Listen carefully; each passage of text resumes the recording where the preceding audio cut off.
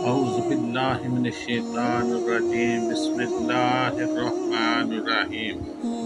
محتاج غنی ہو، ذلیل ہو، عزت دار ہو۔ محتاج غنی ہو، ذلیل عزت دار ہو۔ یہ کس طرح ممکن ہے کہ ایک محتاج شخص جو ہے وہ غنی بھی ہو جائے اور ایک جو معاشرے میں ذلیل آدمی ہے وہ عزت دار بھی ہو جائے؟ تو اس کے لیے آپ کو سامنے ایک وظیفہ میں آپ کو بتانے جا رہا ہوں۔ یہ آپ کی اسکرین پہ بھی لکھا ہوا ہے، الباسطو۔ الباسطو، کھولنے والا۔ اس اسم کو آپ نے 500 بار پڑھنے کی برکت سے رزق میں، وسعت میں، کاروبار میں خوب ترقی ہوتی ہے، اور اس کا ذاکر کبھی تنگ دست و محتاج، فقر و فاقہ میں مبتلا نہیں ہوتا۔ جو محتاج اس کو اپنا ذکر بنا لے گا وہ غنی ہو جائے گا، جو ذلیل اس کو پڑھے گا وہ عزت دار ہو جائے گا۔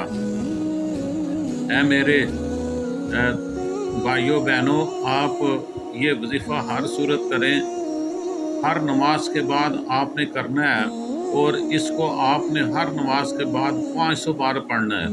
پھر آپ نے چیک کرنا ہے کہ اس کی کتنی برکتیں ہیں۔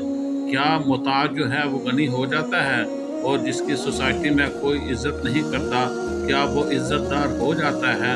تو یہ جاننے کے لیے آپ نے یہ جو لفظ آپ کی اسکرین پر لکھا ہوا ہے، الباسطو، الباسطو، الباسطو، اس اسم کو آپ نے، میں نے جیسے پہلے بھی آپ کو بتا دیا ہے، 500 بار پڑھنا ہے۔